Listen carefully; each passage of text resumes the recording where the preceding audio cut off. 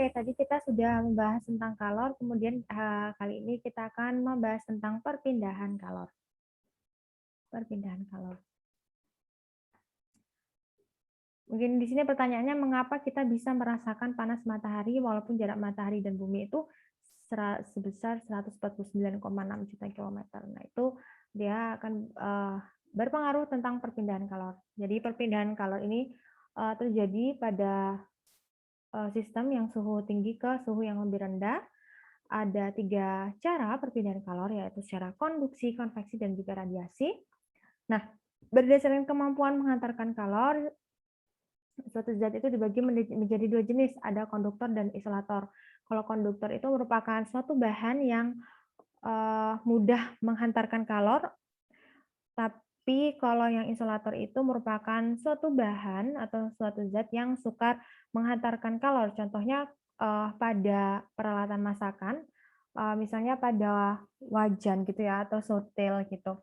Nah, pasti yang sama api, maksudnya yang dekat sama api itu yang dia yang sifatnya konduktor seperti aluminium. Sedangkan isolatornya itu merupakan yang kita pegang gitu. Jadi kalau perpindahan kalor ini dia itu kalornya itu bisa mengalir dari benda yang suhunya tinggi ke suhu yang lebih rendah. Jadi ada aliran kalornya. Contohnya pada perpindahan kalor secara konduksi. Jadi kalau konduksi ini merupakan perpindahan kalor tanpa diikuti perpindahan partikel penghantarnya. Jadi partikel penghantarnya ini dia tetap posisinya tetap, hanya saja dia melakukan bergerak. Dia itu saling menghantam satu sama lain. Nah, ini contohnya ini ya. Jadi di sini ada api yang awalnya ini biru itu maksudnya dingin, terus ketika dikasih api makin lama molekulnya ini bergeraknya itu ya bergerak ke kanan dan ke kiri, ke atas, ke bawah gitu. Maksudnya partikelnya itu nggak berpindah, hanya bergerak saja gitu. Contohnya ketika kita memanaskan ujung sendok, di mana ujung sendok ini awalnya ujung sendok yang kita pegang ini biasa aja ya, nggak panas. Tapi ketika kita panaskan, maka makin lama makin panas. Nah, ini sama halnya pada peristiwa konduksi. Gitu. Jadi kalau dalam gambaran umumnya itu kalau ini contohnya ketika kita memindahkan suatu barang secara estafet gitu. Jadi contohnya itu seperti ini.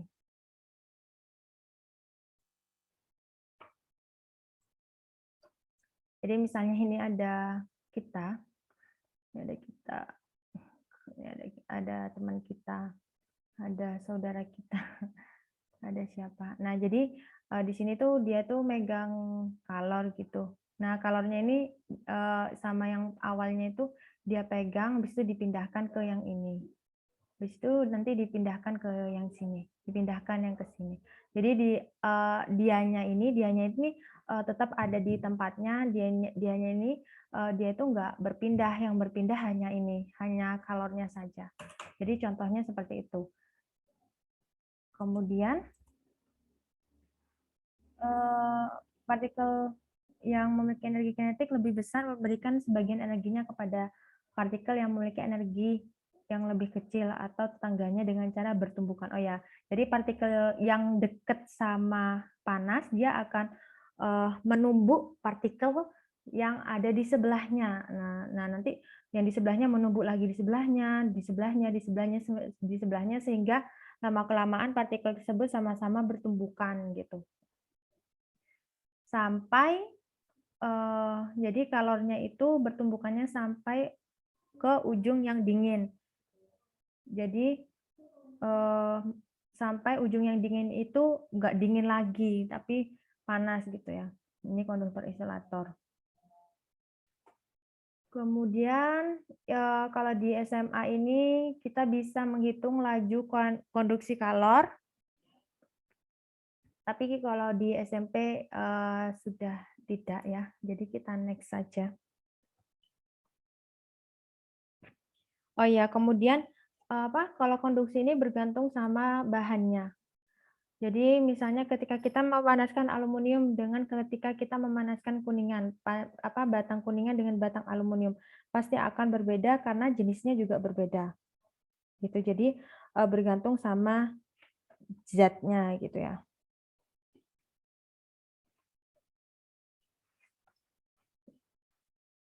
Kemudian, oh ya, selain konduktor sama isolator, ada juga namanya bahan yang, sifatnya itu semikonduktor. Jadi semikonduktor itu, sifatnya setengah konduktor, setengah, juga isolator gitu.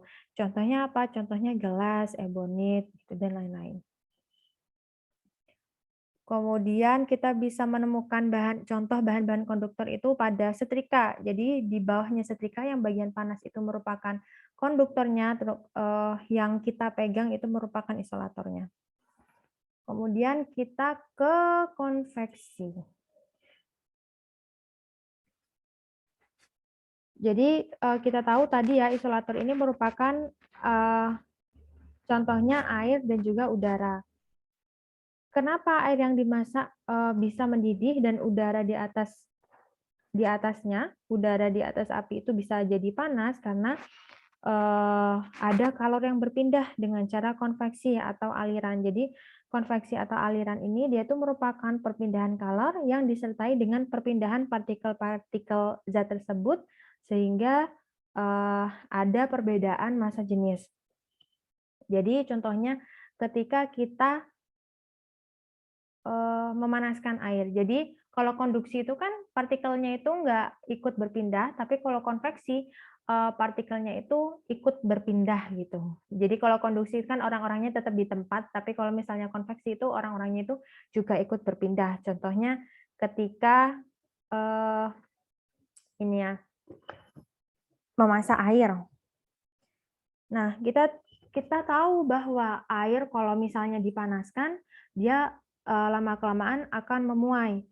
Di mana pemuaian ini dimulai ketika air berada di bagian bawah yang lebih dekat dengan nyala api, dia mengalami pemuaian karena kena panas ya, di mana, kalau udah kena panas ini massa jenisnya berkurang, Rho-nya berkurang, Rho atau massa jenisnya berkurang sehingga dia akan ke atasnya air, gitu. Jadi awalnya itu dia di bawah, karena dia terkena panas, mengalami Rho-nya atau massa jenisnya kecil, sehingga dia akan ke atas, gitu. Jadi kalau misalnya ada suatu zat atau benda atau partikel yang massa jenisnya lebih kecil, maka dia akan, eee, posisinya itu akan ada di atas, gitu ya. Contohnya waktu kemarin, kalau nggak salah itu waktu pH ya, pH klasifikasi materi. Nah, itu kan ada air, kayu, besi atau ya lupa. Nah, kita lihat massa jenisnya. Kalau misalnya massa jenisnya, ini Ibu kasih contoh aja. Jadi kalau misalnya air, air itu misalnya massa jenisnya 1000. Kemudian besi, ini Ibu misalkan ya, massa jenisnya 2000. Kemudian ada kayu, massa jenisnya 900. Nah, kita tahu bahwa kayu yang paling kecil, kedua air, ketiga besi, misalnya aluminium. Aluminium itu 1100 lah, selisih dikit gitu. Jadi kalau misalnya di dalam wadah ini ada air, maka paling atas adalah kayu, dia karena massa jenisnya lebih kecil, paling bawah adalah besi, kemudian ada yang melayang, yaitu aluminium, seperti itu. Jadi bergantung pada massa jenisnya.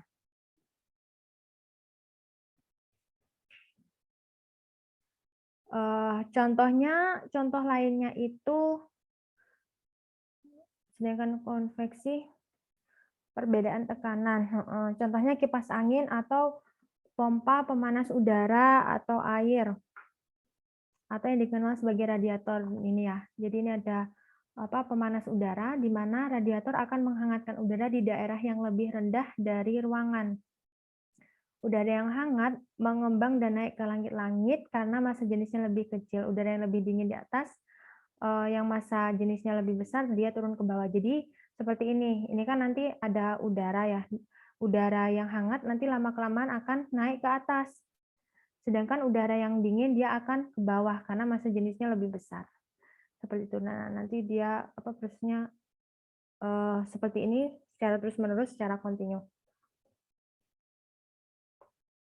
Kemudian ada juga konveksi pada gas. Jadi konveksi pada gas ini kenapa ya? Ini contohnya yang ini tadi ya. Kalau air ini contohnya pada kita memanaskan air, kalau yang pemanas udara ini dia tuh contoh konveksi pada gas.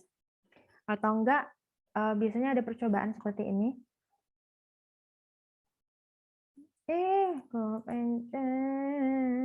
Kepencet. Jadi ada percobaan seperti ini. Ayo dong. Kepencet.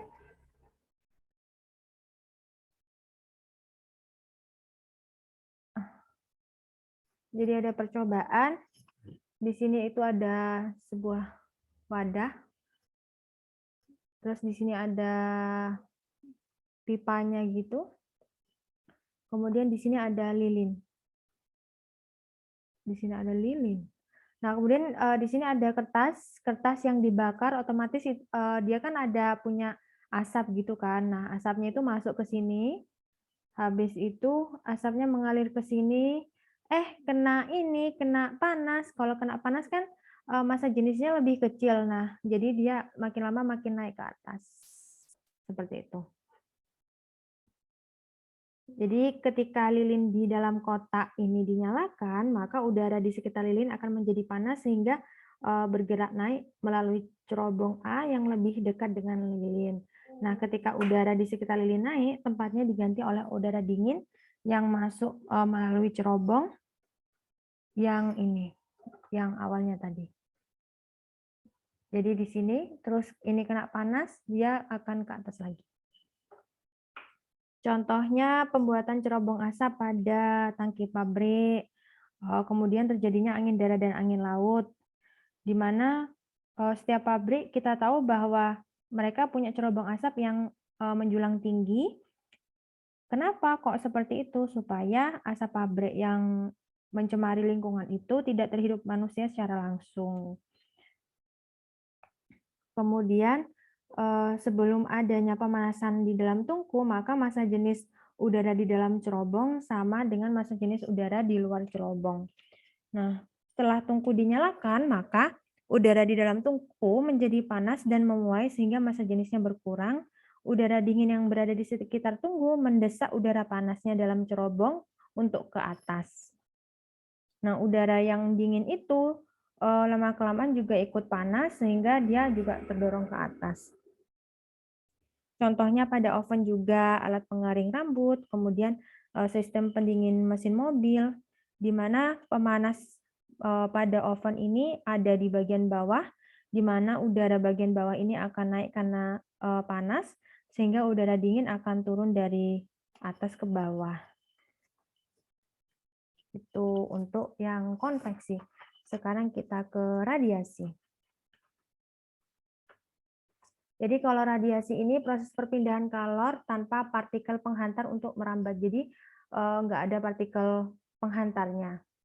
Jadi perpindahan kalor tanpa partikelnya gitu. Kalau yang konduksi itu partikelnya tidak ikut bergerak berpindah.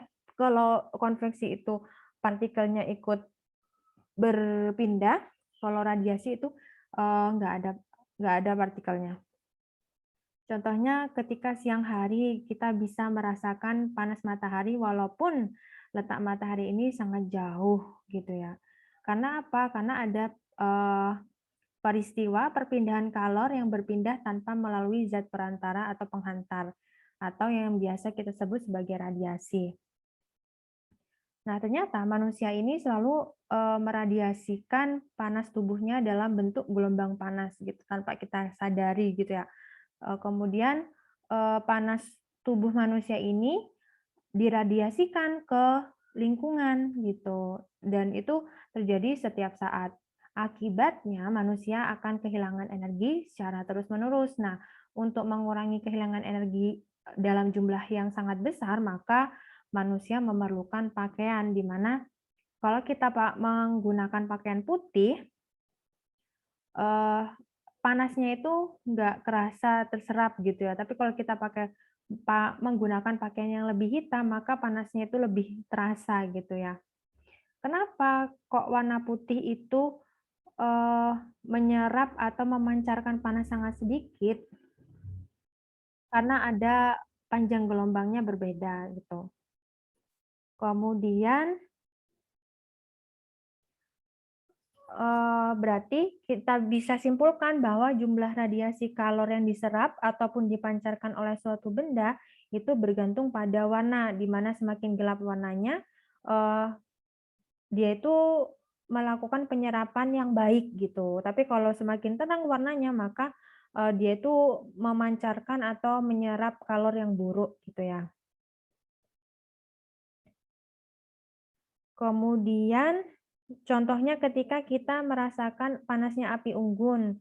Nah, kalau kita lebih dekat dengan api unggun, maka kita akan merasakan panas yang lebih dalam gitu. Tapi kalau kita jauh, maka panasnya kurang terasa gitu.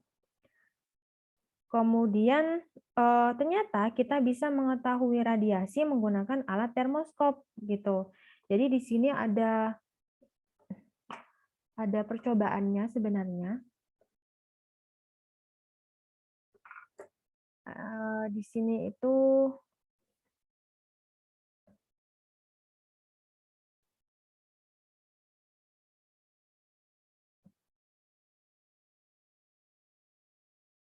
ada lampu.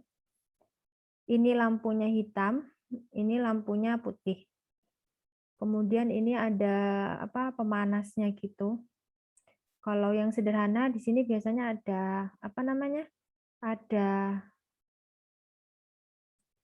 Ada ada termometernya. Atau Ibu kebalik ya nulisnya? Iya, Ibu kebalik. Jadi di sini lampunya ngadepnya ke sini. Ini ngadepnya ke sini.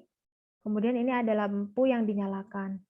Ini warna hitam, ya ini warna putih, ini nanti lampunya yang nyala. Ini lampunya mati. Kemudian ini kita beri termometer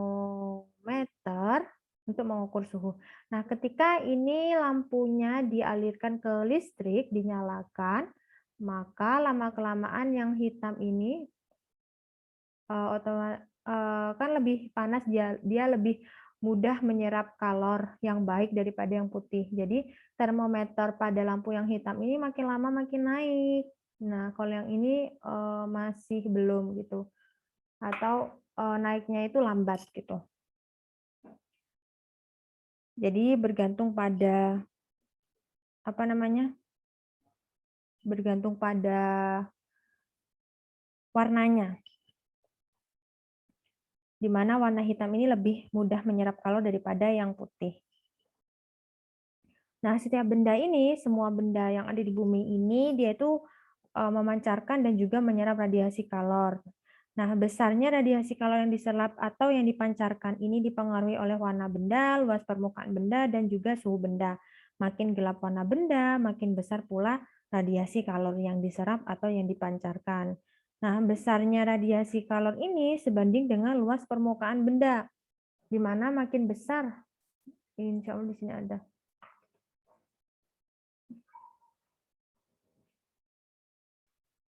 Oh, kok nggak ada? Di mana ya, Ibu?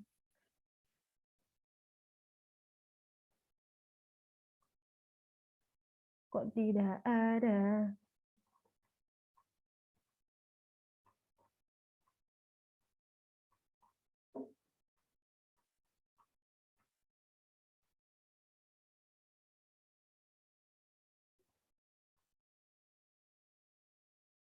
Tidak ada ya? Oke, tidak ada. Harusnya sih ada. Ini ya yang tadi. Nah, ini seperti ini. Contoh ininya. Makin besar luas permukaan benda, maka makin besar pula radiasi kalor yang diserap atau yang dipancarkan suatu benda. Gitu ya. Jadi, dipengaruhi oleh 3 hal. Misalnya ini ada benda yang segini dengan benda yang segini. Maka benda yang segini itu lebih menyerap kalor lebih banyak atau menyerap kalor lebih banyak, atau dia bisa melepas kalor yang lebih besar daripada benda yang kecil. Gitu, tergantung luas permukaannya. Kemudian yang suhunya bergantung sama suhunya. Kalau ini suhunya sama, ini suhunya tinggi, ini suhunya rendah, maka suhu yang tinggi ini lebih banyak atau lebih besar menyerap kalor dan juga memancarkan radiasinya gitu. Beda halnya dengan suhunya yang lebih rendah. Jadi bergantung pada 3, warna, luas permukaan, dan juga suhu benda. Seperti itu. Jadi kalau misalnya benda yang suhunya tinggi, dia akan memancarkan kalor, sedangkan yang suhunya rendah, yang seperti ini, dia akan menyerap kalor. Ini dia menyerap kalor. Dia menyerap kalor. Seperti itu. Oke, mungkin itu saja materi perpindahan kalor kali ini. Sekian, terima kasih. Wassalamualaikum warahmatullahi wabarakatuh.